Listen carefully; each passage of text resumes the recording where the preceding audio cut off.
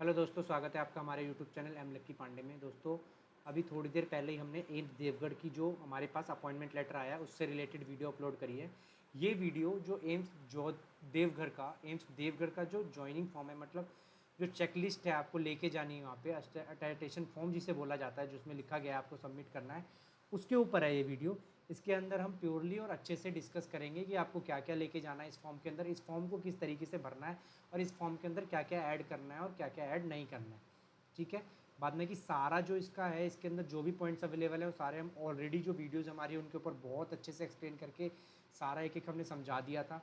और ये भी वीडियो बहुत अच्छे से आपको बता के दे रहे हैं, क्योंकि डाउट थे बच्चों के कि सर इसको किस तरीके से भरना है, क्या कोई अलग तरीके से, तो उसको हम बहुत अच्छे से एक्सप्लेन करके इस वीडियो के अंदर आपको बता रहे हैं। बाद में कि सारा फॉर्मेट जो सेम है अटेस्टेशन फॉर्म का, जो पहले एम्स के निकले थे और अभी जो एम्स के निकल रहे हैं, जो भी बच्चे कुछ एम्स के अंदर हैं, तो ये सारा हम आपको डिटेल में इसके अंदर डिस्कस करके अच्छे से बताऊँगा कि क्या है, कैसे होगा, किस तरीके से होगा। चलिए देखते हैं वीडियो को और डिटेल में डिस्कस करते हैं इस जो हमारे पास जॉइनिंग फॉर्म है, इसको किस तरीके से भरना है एम्स देवगढ़ का। तो सबसे पहले इसके अंदर हमारे पास चेक लिस्ट दी गई है, तो आपको एक चेक लिस्ट तैयार करनी है। इस चेक लिस्ट के अंदर 20 है। ठीक है, तो इस चेक लिस्ट को हम देख लेते हैं। जैसे joining report, character certificate, allegation to the constitution, declaration regarding bigamous marriage, home town declaration, declaration for dependent family member, declaration for spouse, employ data sheet, letter of admission and authority, form of appointment, attestation form in prescribe format, format of new pension scheme, undertaking in the prescribed format, medical examination report in prescribed format, self attestation copy of all education certificates। ठीक है, उसका declaration of immovable movable property, discharge relieving certificate from your previous employer, affidavit non judicial stamp paper mentioning that all your education qualification from nursing council of India recognised institute and undertaking prohibition for private practice. मतलब आप private practice कोई भी अब नहीं कर सकते हैं एक बार एम्स ज्वाइन करने के बाद। चलिए देखते हैं इसके अंदर किस तरीके से हमें क्या क्या चीज़ें, क्या क्या डिटेल, कहाँ कहाँ कैसे किस तरीके से भरनी है। तो सबसे पहले हमारे पास आ जाता है joining report for nursing officers. इसके अंदर हमें जो बेसिक डिटेल्स है क्या भरनी है, यहाँ पे हमारी कैंडिडेट की फ़ोटो लगानी है, उसका नाम, father's name, roll number, date of birth, mobile number, Aadhaar card, category, qualification, experience, अगर आप जेएनएम वगैरह थे तो name of state nursing councils, medically fit undertaking वगैरह, to be filled by officers लिखा है, मतलब ये ऑफिसर्स भरेंगे आपके। मतलब जब आप ऑफिस में जाएंगे तो ये फॉर्म जो है वहाँ पे ऑफिसर्स जो आपको वेरिफिकेशन करेगा एम्स देवगढ़ के अंदर, उस चीज़ को ये फिल करेगा कि आप मेडिकली फिट हैं और अंडरटेकिंग आपने जमा कराया नहीं कराया। अब यहाँ पे लिखा है टू द एग्जीक्यूटिव डायरेक्टर देना है विथ रेफरेंस टू द, आपका जो अपॉइंटमेंट नंबर है यहाँ पे आएगा, वहाँ पे डेट लिखी जाएगी, certified date, I have in the forenoon afternoon assumed charge of the post, मतलब मैंने as a nursing officer AIIMS Devgarh के अंदर चार्ज ले लिया है। यहाँ पे आपका नाम आएगा, लेटर आएगा, आपकी जो यहाँ पे डेस्टिनेशन आएगी एज ए नर्सिंग ऑफिसर, और सिग्नेचर होंगे आपके इस फॉर्म के ऊपर। तो इस फॉर्म को आप क्या कर सकते हैं, जितना हो सके आप खुद भी पहले से भर के ले जा सकते हैं। यहाँ पे फिर एक ऑफिस यूज़ के लिए ये जो भी डिपार्टमेंट होगा, जो भी आपको वहाँ पे वेरीफाई करेगा at a time of joining, वो इन सारी डिटेल को यहाँ पे देख सकते हैं, इस सारी डिटेल को वो भर के आपको दे देंगी स्लिप के तौर पे कि यस आपकी ज्वाइनिंग अब हो चुकी है और आपने जो भी हमारे डॉक्यूमेंट्स थे उस डॉक्यूमेंट्स को सबमिट करा दिया है। ठीक है, इस तरीके से अब हम चलते हैं नीचे, तो यहाँ पे हम देख लेते हैं क्या है। यहाँ पे करेक्टर सर्टिफिकेट है, तो करेक्टर सर्टिफिकेट जो मैं आपको ज्वाइनिंग फॉर्म के अंदर बता ही दिया था कि किस तरीके से कैसे करेक्टर सर्टिफिकेट को क्या जमा करवाना है, सर्टिफाइड डेट ये होगा। ठीक है, उसके अंदर साफ साफ लिखा गया कि आपको 2 गेस्टेड ऑफिसर से सर्टिफिकेट करवाने हैं, और गेस्टेड ऑफिसर कौन कौन से चाहिए वो इसके अंदर लिखा गया। मतलब आपको ये जो करेक्टर सर्टिफिकेट है ये 2 निकालना है प्रिंट आउट, और आप क्या कर सकते हैं, एक एमएलए या एमपी से करवा सकते हैं, कोई भी जो आपके एरिया के है, या आपके वहाँ एसडीएम से करवा सकते हैं, या आप अपने स्कूल में प्रिंसिपल से जाके करवा सकते हैं, या पोस्ट मास्टर है। ठीक है, जो भी आपको ईजी लगे आप किसी 2 जो गेस्टेड ऑफिसर्स हैं उनको ले सकते हैं, उनके पास जा सकते हैं, उनको पकड़ के उनको साइन करवा सकते हैं कि सर ये हमारा जो है करेक्टर सर्टिफिकेट पे साइन करना है और हमें बनाना है, इसे फिल करना है, आप इसको फिल करके आप इस पर साइन करके हमें दे दीजिए। पंचायत इंस्पेक्टर, स्कूल हेडमास्टर, कोई भी आपका सर्टिफिकेट ये बना के दे सकता है। और एम्स देवगढ़ के अंदर स्पेशली बोला गया कि 2 गेस्टेड ऑफिसर से बनाना है, मतलब एक गेस्टेड ऑफिसर कोई और होना चाहिए सर्टिफिकेट के ऊपर किसी का साइन, और दूसरे के ऊपर किसी और का साइन होना चाहिए। तो इस तरीके से आपको करना है, आप 2-2 कॉपीज़ की करवा सकते हैं। एलिगेशन टू द कॉन्स्टिट्यूशन, आपका नाम आएगा कि आई स्वेयर कि मैं जो भी अपना काम करूँगा, मैं भगवान को साक्षी मान के ये प्रण लेता हूँ कि मैं जो भी काम करूँगा अपनी जो ड्यूटी है उसको बहुत इज्जत से, बहुत ईमानदारी से करूँगा, और मेरी वजह से किसी को कोई तकलीफ वगैरह नहीं होगी। यहाँ पे फिर आपका नाम आएगा, आपका पीएफ नंबर, डेस्टिनेशन, और जिस भी डिपार्टमेंट में आपको वहाँ पे एम्स देवगढ़ के अंदर ड्यूटी मिलेगी वो आएगा। ये डिक्लेरेशन रिगार्डिंग बायोगनस मैरिज अगर आपकी है तो आप लिख सकते हैं कि I hear bye declare that I have only one living legally married spouse either, और कॉन्ट्रैक्टेड मैरिज, अगर आप कॉन्ट्रैक्टेड मैरिज हैं तो उसके पीछे का रीज़न क्या है, अगर आप डाइवोर्सी हैं तो उसके पीछे का रीज़न क्या है। इन सारी चीज़ों को आपको बहुत अच्छे से फिलअप करना है इस फॉर्म के अंदर, मैरिज वाला जो सर्टिफिकेट है, ठीक है। तो हो जाएगा यहाँ पे, फिर आपके सिग्नेचर, डिपार्टमेंट और उस चीज़ को लिखा जाएगा अच्छे से। होम टाउन डिक्लेरेशन जो भी आपका है, आपका कहाँ पे, पूरा address, nearby railway station, district सीमार्क्स। जल्दी जल्दी मैं इनको डिटेल को ख़त्म करने की कोशिश कर रहा हूँ, क्योंकि ऑलमोस्ट सारा ही बिल्कुल सेम सारी चीज़ें मैं आपको क्या कर चुका हूँ प्रीवियस वीडियोज़ में बहुत अच्छे से, जो हमने डाली है उसके ऊपर बहुत अच्छे से डिटेल में बताया हुआ है। तो इसलिए तो इसके अंदर फिर भी अगर आपका कोई डाउट रह जाता है बीच में कि सर, तो आप कमेंट सेक्शन में हमें ज़रूर बता सकते हैं। वरना कि यहाँ पे से होम टाउन डिक्लेरेशन बना, तो आपके यहाँ पे नाम आएगा, आपके होम टाउन का एड्रेस आएगा, नियर रेलवे स्टेशन आएगा, डिस्ट्रिक्ट, टाउन वगैरह सब कुछ आ जाएगा यहाँ पे ऊपर, जो भी आपका होम टाउन है। जैसे आप दिल्ली से है तो दिल्ली आ जाएगा, नियरेस्ट रेलवे स्टेशन वगैरह क्या है वो सारी चीज़ें यहाँ के अंदर आ जाएंगी, ठीक है। डिक्लेरेशन और ये फैमिली की डिटेल यहाँ पे भरनी है कि जो भी आपके फैमिली मेम्बर हैं उनसे कौन कौन है, फादर, मदर, सिस्टर, ब्रदर, आपका उनके साथ रिलेशनशिप क्या है, उनकी डेट ऑफ बर्थ क्या है, उनकी मार्शल स्टेटस क्या है, क्या वो जॉब करते हैं, उनकी एनुअल इनकम क्या है, क्या वो आपके ऊपर डिपेंडेंट है। ये सारी चीज़ें इसके अंदर आपको भरनी है कि कौन कौन आपके ऊपर डिपेंडेंट है और कौन कौन आपके ऊपर डिपेंडेंट नहीं है, इस तरीके से आपको भरना है। For use of controlling unit office of the HOD, ठीक है। ये कंट्रोलिंग यूनिट है, ये आपको वहीं पर बता देंगे कि किस तरीके से भरना है इसको, जब आप वहाँ पे इस फॉर्म को सबमिट कराने जाएंगे। अब हमारे पास डिक्लेरेशन आ जाता है, फिर ये डिक्लेरेशन भरना है ये वापस से कि आप इस विलेज, इस सिटी से, इस कम्युनिटी से बिलोंग करते हैं। ट्रेनिंग मैनेजमेंट के लिए इसके अंदर लिखा गया मेमोरेंडम का, ये जो भी आपका नर्सिंग ऑफिसर का होगा, और यहाँ पे आपका परमानेंट एड्रेस आने लगेगा। ये सिर्फ OBC कैटेगरी वाले कैंडिडेट को भरना है, to be filled by only OBC category candidate.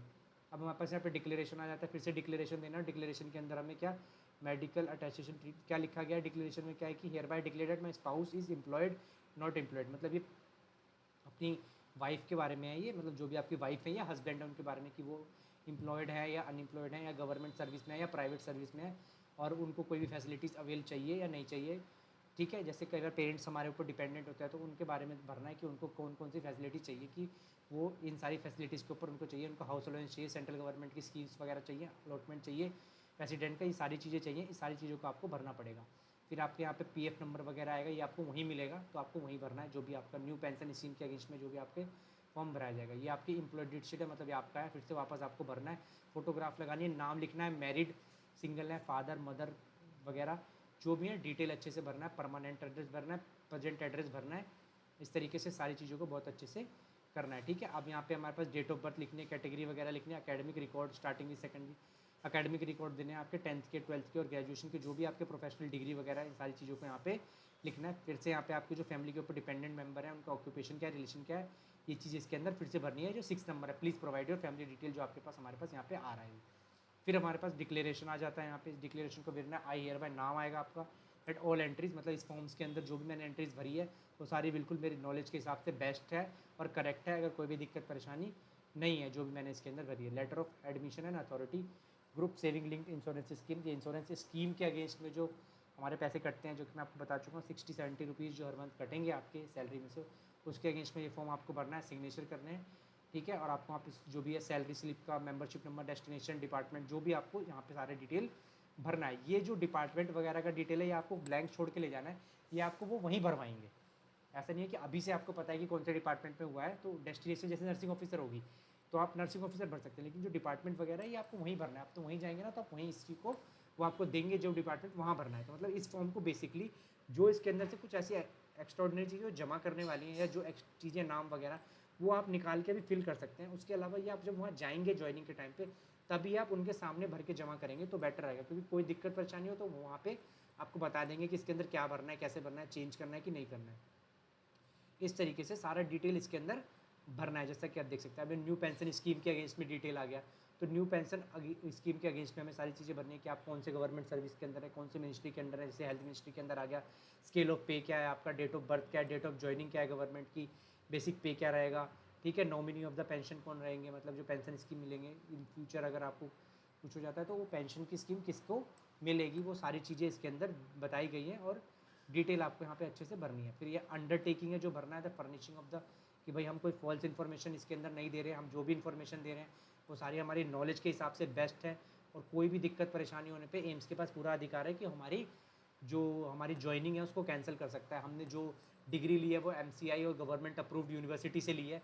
ये सारी चीज़ें इसके अंदर बहुत अच्छे से हमें भरना है। सिग्नेचर विद डेट होनी चाहिए, नेम होनी चाहिए, वहाँ पे आपको सारा डिटेल ये भरना है। तो ये हमारा जो है आप देख सकते हैं ज्वाइनिंग फॉर्म है, या अटेस्टेशन फॉर्म जिसे बोला जाता है। तो अटेस्टेशन फॉर्म इसी के अंदर आता है जो आपको भरना है as a post of nursing officer. और भी इसके अंदर जितने धीरे धीरे देख सकते हैं आप, जैसे मूवेबल, इमूवेबल और वैल्यूएबल प्रॉपर्टी, मतलब आपकी कौन सी ऐसी एसेट्स और लाइबिलिटीज़ हैं जो कि मूवेबल है, जैसे लैंड वगैरह हो गया वो इमूवेबल में आता है, और जैसे बाइक वगैरह कार वगैरह हो गई ये सब इमूवेबल में आता है, ओ सॉरी मूवेबल में आता है, और जैसे लैंड वगैरह हो गया वो इमूवेबल में आता है। तो आपके क्या क्या है, ठीक है, अगर आपने कहीं गवर्नमेंट सर्विस करी है एज ए गेस्टेड रैंक और नॉन गेस्टेड रैंक, तो ये सारी चीज़ें आपको इसके अंदर भरनी है, ठीक है, ये सारी डिटेल है। तो ये सारी डिटेल अगर आपको डाउट है तो आप क्या कर सकते हैं, इसको फॉर्म को जहाँ जहाँ डाउट है उसको खाली छोड़ देंगे, और जब हम ज्वाइनिंग के टाइम पे इस फॉर्म को जमा कराने जाएंगे तब हम उनसे पूछ के सारी की सारी डिटेल, तब हम उनसे पूछ के अच्छे से भर सकते हैं, ठीक है। ये इमूवेबल प्रॉपर्टी आपकी क्या क्या है, मूवेबल प्रॉपर्टी क्या, मतलब लैंड आपके पास कहाँ है, कितना है, इन सारी चीज़ों को इसके अंदर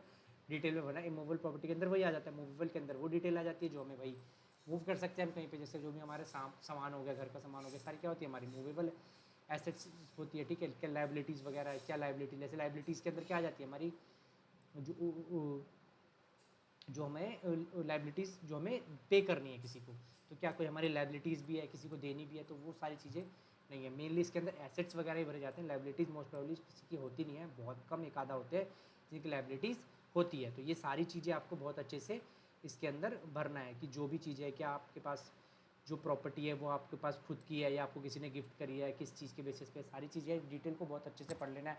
आपके पास लिक्विड एसेट्स कौन से हैं, इन सारी चीज़ों को, कैश और बैंक में 3 मंथ्स का जो आपके पास है वो क्या है, क्या आपने कोई लोन वगैरह तो नहीं ले रखा, क्या शेयर सिक्योरिटी तो नहीं ले रखे, क्या आपने कहीं पे कोई इन्वेस्टमेंट कर रखी है, इन सारी चीज़ों के बारे में बहुत अच्छे से इसके अंदर बताया गया है। Statement of movable property as first appointment letter on 31st, ठीक है, कितना आपके पास रह गए, सारी की सारी डिटेल इसके अंदर देख सकते हैं आप, दी गई है अच्छे से।